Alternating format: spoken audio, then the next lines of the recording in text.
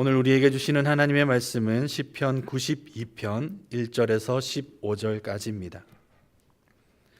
구약성경 871쪽에 있습니다. 시편 92편 1절에서 15절입니다. 한 절씩 교독하고 마지막 절은 함께 읽겠습니다. 지존자여, 시편금과 비파와 수금으로 여호와께 감사하며 주의 이름을 찬양하고 아침마다 주의 인자하심을 알리며 밤마다 주의 성실하심을 베풀미 좋으니이다. 여호와여, 주께서 행하신 일로 나를 기쁘게 하셨으니 주의 손이 행하신 일로 말미암아 내가 높이 외치리이다. 여호와여, 주께서 행하신 일이 어찌 그리 크신지요.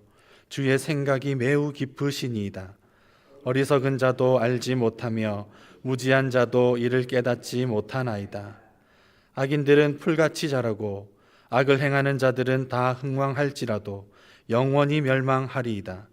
여호와여, 주는 영원토록 지존하시니이다. 여호와여, 주의 원수들은 패망하리이다. 정녕 주의 원수들은 패망하리니 죄악을 행하는 자들은 다 흩어지리이다. 그러나 주께서 내 뿔을 들소의 뿔같이 높이셨으며 내게 신선한 기름을 부으셨나이다. 내 원수들이 보응받는 것을 내 눈으로 보며 일어나 나를 치는 행악자들이 보응받는 것을 내 귀로 들었도다. 의인은 종려나무같이 번성하며 레바논의 백향목같이 성장하리로다. 이는 여호와의 집에 심겼으며 우리 하나님의 뜰 안에서 번성하리로다. 그는 늙어도 여전히 결실하며 진액이 풍족하고 빛이 청청하니 여호와의 정직하심과 나의 바위 되심과 그에게는 불의가 없음이 선포되리로다. 아멘. 사람은 저마다의 기호가 있습니다. 어떤 사람은 여행을 좋아하고 어떤 사람은 여행은 피곤하다며 집에서 책을 읽거나 음악 듣기를 좋아하기도 합니다. 먹는 것에 있어서도 어떤 사람은 맵고 짜릿한 음식을 좋아하지만 어떤 사람은 일부러 싱겁고 슴슴한 맛을 찾아다니기도 합니다. 이렇게 각자 좋아하는 것이 다르기 때문에 사람들은 자기를 소개하는 자리에서 내가 무엇을 좋아하는지를 밝혀 자신을 알립니다. 그런데 좋아하는 것을 표현할 때 우리나라 사람들만의 독특한 특징이 있다고 합니다. 이를테면 저는 어떤 것을 좋아합니다 라고 표현하지 않고 좋아하는 것 같습니다 라고 표현한다는 겁니다. 아마도 극단적인 감정 표현을 꺼리는 문화에 살다 보니 내가 좋아하는 것을 좋아한다고 말하는 감정 표현에 있어서도 상대의 눈치를 보느라 적극적으로 하기가 부담스럽게 느껴지기 때문일 겁니다. 또 어떤 한 가지를 좋아한다라고 표현하게 되면 그로 인해서 비슷한 다른 것들은 좋아하지 않거나 혹은 덜 좋아하는 것처럼 여겨질 수 있어서 어느 하나를 정말 좋아합니다라고 적극적으로 예찬하기를 조심스러워합니다. 그런 면에서 가끔 아이들이 참 부러울 때가 있습니다. 장난 삼아서 아빠가 좋니 엄마가 좋니라고 물으면 두 번 생각하지 않고 엄마가 좋다고 말하는 그 순수함 때문입니다. 그러면 기분이 나빠졌다는 표정을 하고 예의상이라도 한 표를 얻고 싶어서 다시 한번 같은 질문으로 더 묻습니다. 하지만 아이들은 세상에서 가장 순수한 눈망울로 엄마가 좋다라는 대답으로 돌려줍니다. 그제야 깨닫게 되는 것은 순수한 아이들의 호불호는 정확하다는 사실입니다. 마태복음 19장에서 예수님은 어린 아이들을 용납하고 내게 오는 것을 금하지 말라라고 하셨습니다. 어린 아이를 특별하게 여기신다라는 의미로 해석되는 이 말씀은 예수님께서 비단 연령이 낮은 사람을 선호한다라는 뜻이 아닐 겁니다. 자신의 좋아하는 것을 끝까지 고수하는 순수함, 그리고 그것을 당당하게 말하는 순진함을 높게 여기신다는 의미일 겁니다. 세상과 하나님 사이에서 때를 가려가며 언제는 하나님을 좋아한다라고 했다가 불리하다 싶으면 세상을 더 좋아하고 말아버리는 혼탁함, 그 혼탁함을 하나님은 싫어하십니다. 그런 면에서 오늘 우리들의 믿음은 어떻습니까? 때를 가리는 것이 지혜라고 말하면서 세상과 하나님 사이에서 마치 줄타기 하듯 살고 있지는 않으십니까? 오늘 본문의 표제는 안식일에 부르는 찬송시입니다. 학자들은 포로기 이후에 이스라엘 사람들이 안식일에 성전에서 제사를 드리며 부른 찬송일 것이다 라고 추측합니다. 그런데 15절까지 쭉 이어지는 내용에는 안식일에 관한 언급이 하나도 등장하지 않습니다. 전체적인 내용은 그저 일반적인 사람의 일반적인 고백으로 특별할 것이 없어 보입니다. 어쩌면 안식일이라는 제도가 그렇습니다. 10계명 중에 제4계명으로 훗날 바리새인들은 이날에 특별히 하지 말아야 할 것을 법규를 잔뜩 정해두고 제정했지만 예수님은 이를 철저히 부인하시고 안식일은 특별히 하지 말아야 할 날이 아니라 응당해야 할 일을 하는 날이라고 바꾸어 가르치셨습니다. 그러면 안식일인 이날에 응당해야 할 일이 무엇일까요? 하나님을 높이며 찬양하는 일입니다. 본문 1절에서 3절입니다. 지존자여 시편금과 비파와 수금으로 여호와께 감사하며 주의 이름을 찬양하고 아침마다 주의 인자하심을 알리며 밤마다 주의 성실하심을 베풀미 좋으니이다. 시편 기자는 지존자여라고 하며 하나님의 이름을 높여 불렀습니다. 그리고 자신은 이것이 좋습니다라고 하면서 세 가지 사항에 대해 좋아하는 일을 지존자에게 알립니다. 우리가 가진 성경에는 3절 말미에 좋으니다라고 한 번 기록이 되어 있지만 실은 세 가지 사항에 대해서 좋다라고 표현한 겁니다. 첫 번째가 여호와께 감사하며 주의 이름을 찬양하는 것이 좋다는 겁니다.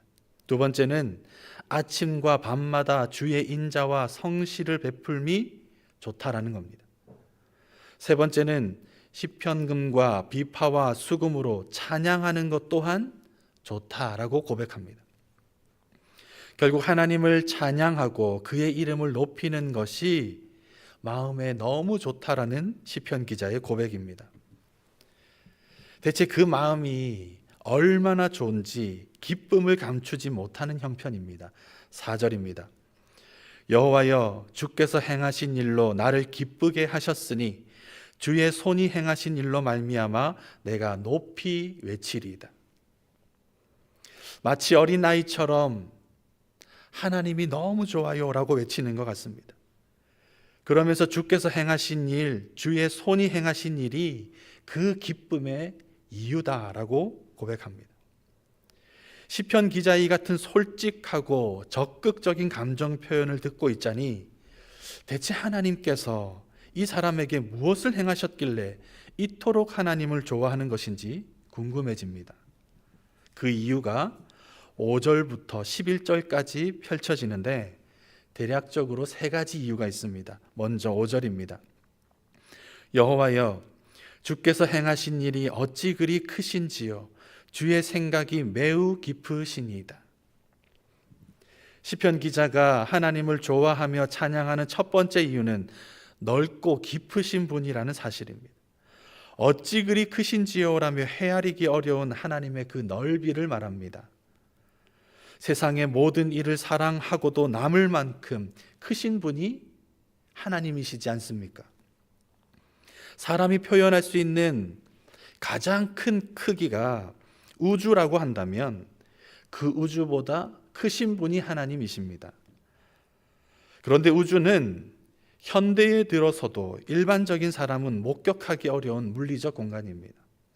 그래서 우주라는 표현을 쓰긴 하지만 가늠이 되지 않습니다. 그렇다면 하나님이 얼마나 크신지를 우리가 어떻게 가늠할 수 있겠습니까? 2010년 중국인으로는 최초로 노벨 평화상을 수상한 류사오보는 한 사람은 하나의 우주다라고 말한 적이 있습니다. 그만큼 한 개인의 인권을 소중히 다루어야 한다라는 의미였을 겁니다. 그의 말에 근거한다면 하나님이 얼마나 크신 분인지 조금이나마 가늠이 됩니다. 왜냐하면 하나님은 나라고 하는 우주를 완전히 품으신 분이시기 때문입니다. 생각해보면 나는 어디서도 용서받지 못할 사람이지 않았습니까? 다른 사람은 속여도 나는 속일 수가 없기 때문에 나를 가장 잘 아는 사람은 나 자신입니다. 그런 흉측한 나를 품어주시고 안으시고 사랑하기로 작정하신 분이 하나님이십니다. 그러니 이 얼마나 크신 하나님입니까? 얼마나 깊으신 하나님이십니까? 시편 기자가 바로 이것을 깨달았습니다.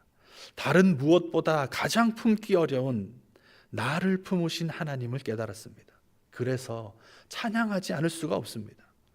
이 뾰족하고 날카롭고 거칠고 투박한 나를 하나님께서 감싸 안으시며 대신 피를 흘리셨다니 좋아하지 않을 수가 있겠습니까?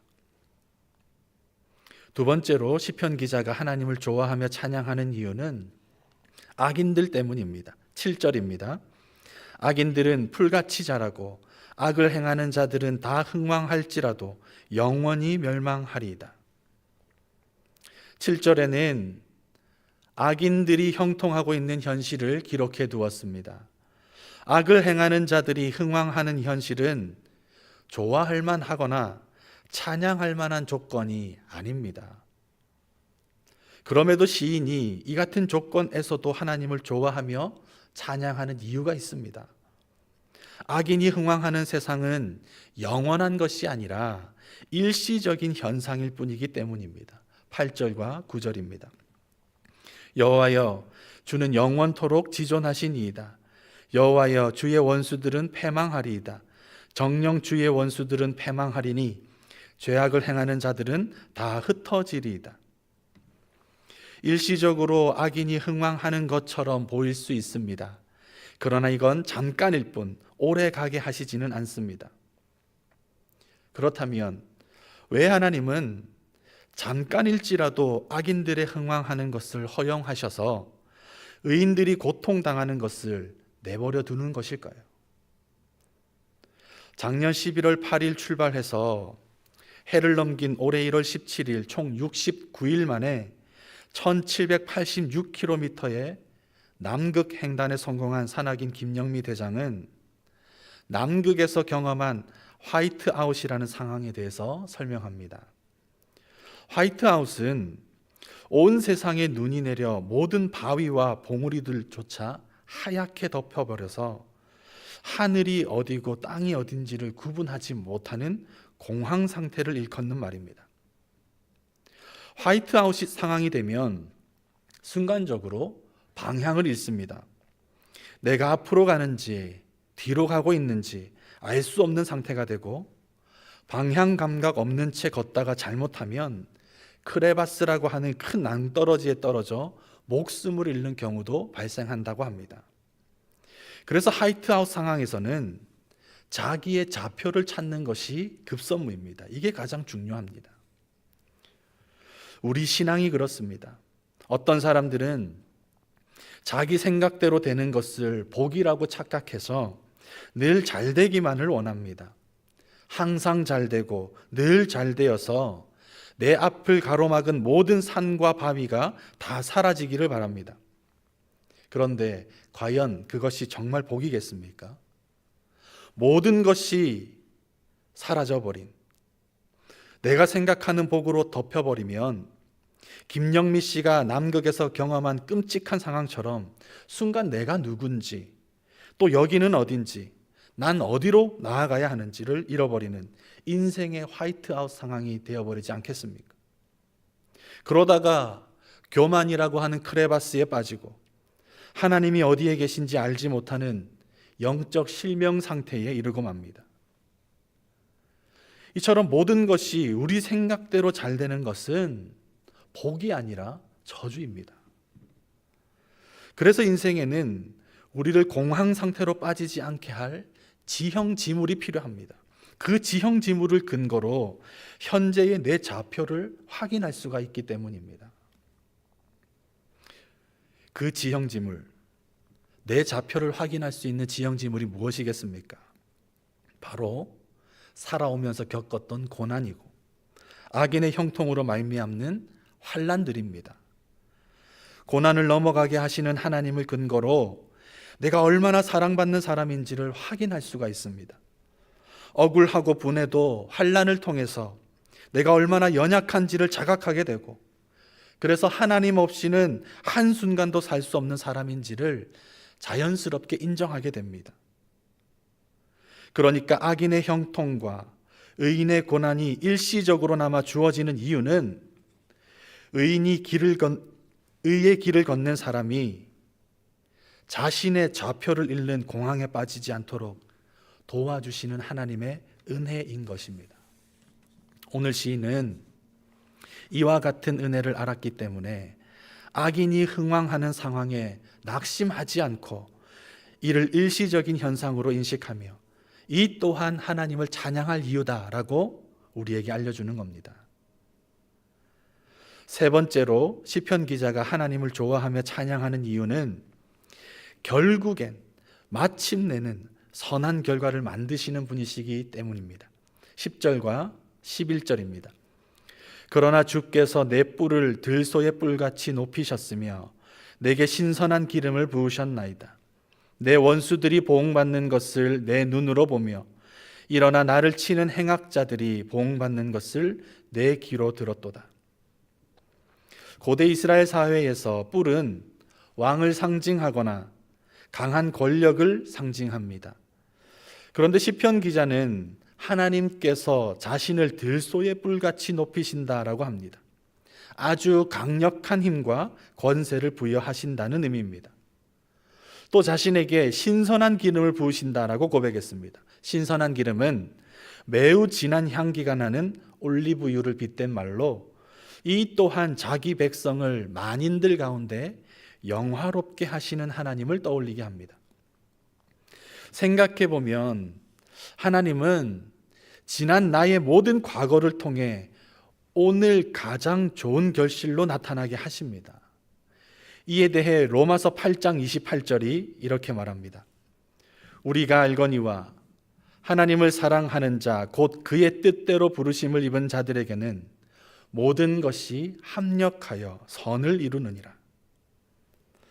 내 모든 연약한 과거를 통합하여 들소의 뿔처럼 존귀하게 만드셨고 내 모든 눈물을 합하여서 오늘의 신선한 기름으로 바꾸신 분이 우리 하나님이십니다.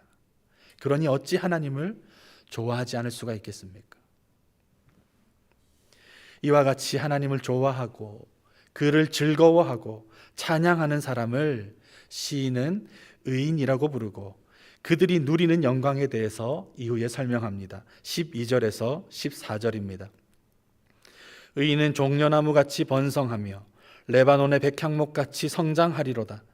이는 여호와의 집에 심겼으며 우리 하나님의 뜰 안에서 번성하리로다. 그는 늙어도 여전히 결실하며 진액이 풍족하고 빛이 청청하니.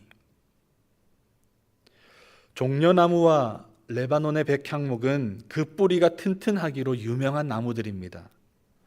뿌리가 견고한 나무는 여느 바람에 흔들리지 않습니다. 뽑히지도 않습니다. 하나님을 즐거워하고 그를 좋아하고 찬양하는 이의 영광이 바로 이것입니다. 흔들리지 않는 것입니다.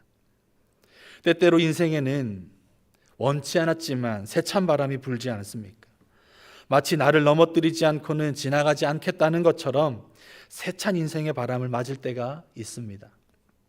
그러나 그 뿌리가 여호와의 집에 심긴 사람들, 곧 그 뿌리가 하나님께 있다 있는 사람은 결단코 넘어지지 않습니다. 오히려 든든히 서서 주변에 넘어지는 것들을 부축해주고 버티어줍니다. 이것이 하나님을 진실로 좋아하고 사랑하는 그리스도인의 모습입니다. 이처럼 우리가 누군가를 지탱해주는 소금과 빛의 삶을 살아간다면 하나님은 그런 우리의 삶을 성전 삼으셔서 하나님의 하나님 되심을 드러내는 인생으로 세우십니다. 15절입니다. 여호와의 정직하심과 나의 바위 되심과 그에게는 불의가 없음이 선포되리로다. 의도적으로 하나님을 드러내려고 노력하는 사람들이 있습니다. 억지로라도 하나님을 나타내 보이겠다고 논리를 들어 설명하는 사람들도 있습니다. 그런데 결국엔 허사로 돌아가고 맙니다. 방법과 방향이 잘못되어 있습니다. 하나님의 하나님 되심을 드러내는 삶은 내가 억지로 이룰 수 있는 영역이 아닙니다. 하나님께 나를 온전히 맡겨드릴 때 하나님께서 나를 통해 이루시는 일입니다. 그러면 하나님의 하나님 되심을 드러내기 위해 우리가 할 일은 무엇이겠습니까? 잡힌 바 된 그것을 잡으려고 달려가는 삶, 성전다운 성전으로 지어져 가는 일입니다. 그것이 오늘 시편 기자에 따르면 하나님을 순전하게 좋아하고 즐거워하고 찬양하는 일이라고 우리에게 알려줍니다. 오늘 우리를 한번 돌아보십시다. 하나님을 믿노라 하면서 하나님만을 진실로 좋아하고 하나님만을 사랑하고 살고 있습니까? 세상과 하나님 사이에서 하나님 사랑하기를 머뭇거리고 하나님을 떠나 세상 유익에 기웃거리고 두 사이에서 줄타기 하듯 살아가지는 않습니까? 우리가 세속적인 욕망도 채우는 동시에 하나님도 좋아하겠다라고 말하는 가증한 모습은 아니었는지 돌아보십시다. 성경에 나타난 이스라엘의 죄는 하나님을 섬기지 않았던 것이 아닙니다. 하나님과 우상을 동시에 섬긴 것이 항상 문제였습니다. 이를 기억하며 우리는 우리를 사로잡아 주신 하나님의 은혜를 더욱 붙잡고 세상의 손길은 가감히 뿌리칠 수 있기를 원합니다.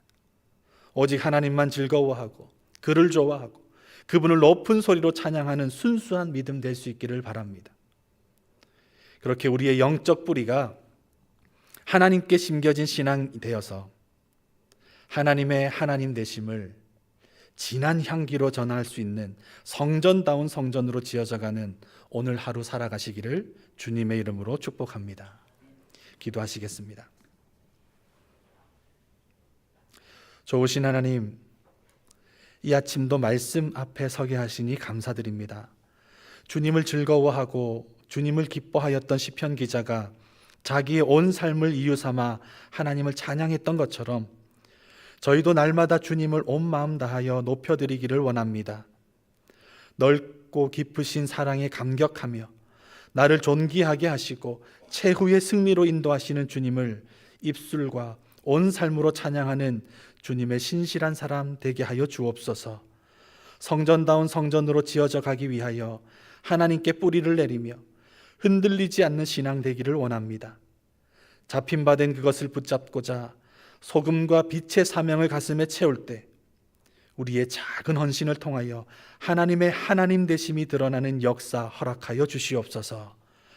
이 하루도 참 좋으신 하나님을 온전히 찬양하는 우리 모두가 되기를 원하오며 깊고 넓으신 예수님의 이름으로 기도드립니다. 아멘.